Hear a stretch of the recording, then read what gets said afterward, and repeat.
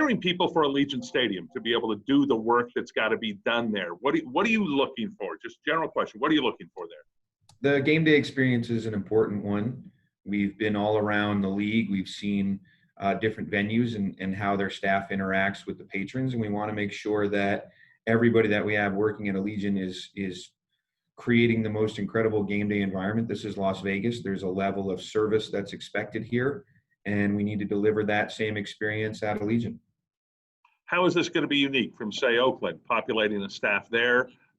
You've had years and years of people that have already done that. This is something new here. Are you going to be grabbing from people that have worked, let's say, nights games at other venues or have had experience in this area?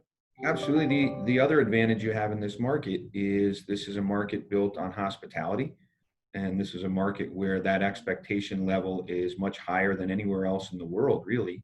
So we're going to be able to recruit all of those people that have that expertise and have that experience at other venues like you mentioned, and let them bring that to our customers here. You also have the university here, which is really a training pipeline for the hospitality industry. So in terms of how you're able to build a staff, maintain a staff, and the amount of work that we can give them because of the number of events that we expect at Allegiant, it should be make for a great customer experience. What effect will this have on the local economy, do you think? The timing of it is optimal, right? This project was always about the creation of jobs. If you go back to 2016 and 2017, when everybody was talking about what was important and why this project made sense, it was all about the creation of jobs, not just the millions of man hours that have gone into building Allegiant Stadium, but the ongoing number of hours that the events at the stadium were going to provide. So this is just a manifestation of that. We've seen the job creation at the stadium, and now we'll see the job creation of operating the stadium. And from a timing perspective, you're right. It's incredible timing. This region is experiencing an economic downturn for obvious reasons, and this is a way that we can inject some much needed liquidity and some much needed jobs to people who really need it and right now aren't working as much as they were, and this can augment their income or in some cases be a full-time income. When do you expect the practice facility to be open? That's got to be coming up here real soon, doesn't it? Correct. Yeah, we're starting to populate different areas of it. We've moved a lot of our equipment from our Bay Area facility into headquarters here in Henderson. I would say that by the end of this month, we'll be fully operational there, and we'll start to bring folks in as we're allowed to based on municipal rules, as well as the NFL has a specific number of rules of how many people can be in there right now and whether coaches can be in there. I don't think we'll see players in there until a little closer to training camp. Training camp? Any word? I know we don't know right now, so you probably don't know. But training camp, are you expecting that to begin end of July as scheduled? Yeah, that's our plan. That's our plan right now. The expectation is that we'll hold training camp out of Henderson. The league has specific rules that have been negotiated with the Players Association. So you essentially go backwards from your first preseason game date, and that's the date your veterans are allowed to report. The rookies are allowed to report a few days earlier. Those are the standard rules. So obviously we're in very different times right now, Ron, and if those opportunities are different and if they change the rules, we'll adapt. But right now the plan is for late July. From an emotional point of view, how excited are you to get this stadium, the Allegiant Stadium, up and running, populated, full of fans? What would that mean for you and for this organization, for the city?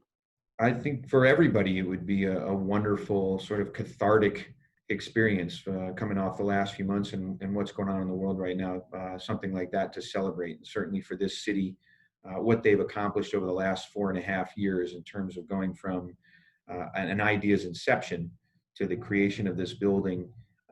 It'll never get done in any other community that way. What they pulled off here will never be done. So for the organization, it's going to be transformational to finally have a building of our own for the team, for the fans, for the players, for the alumni, for everyone associated with the Raiders. It's going to be great. And for the Davis family, for Mark and his mom, this will be a wonderful moment for them. The culmination of over 6 decades of involvement and ownership with the team, and to see the realization of Mark's vision out there at Allegiant Stadium, it's going to be a special moment.